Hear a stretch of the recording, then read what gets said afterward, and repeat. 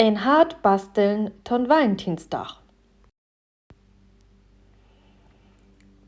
Du brauchst Papier, am besten quadratisch und rot. Dann brauchst du noch eine Scheren und wat ton Kleven.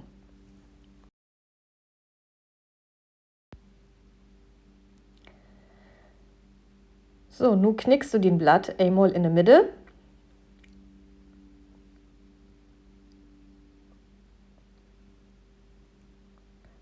Und dann schnitzt du das Blatt einmal in der Mitte durch. Die Hälfte, die du nu hast, knickst du noch einmal in der Mitte. Und dann knickst du noch einmal von der eine Seite auf die andere Seite. So sieht das dann aus. So, in der Mitte hast du nur ein Knick und da faltest du nur die lange Seite einmal nach oben. So, und just das Gleiche möchtest du auch auf die andere Seite.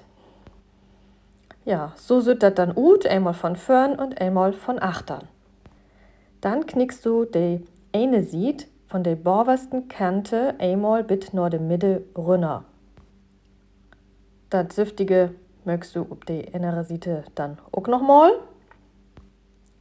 So, dann morgt wie das nochmal wer oben. Und knick dann noch einmal bis nach der Hälfte hin. So, nu ist das meiste all klar. Nu braucht wir nur noch die Ecken knicken.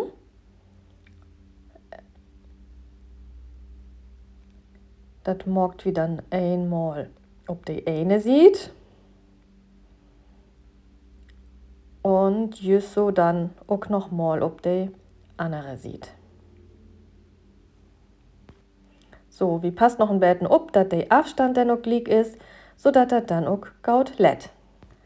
So sieht das hart dann aus. Ach, dann geht es vielleicht ein bisschen auseinander.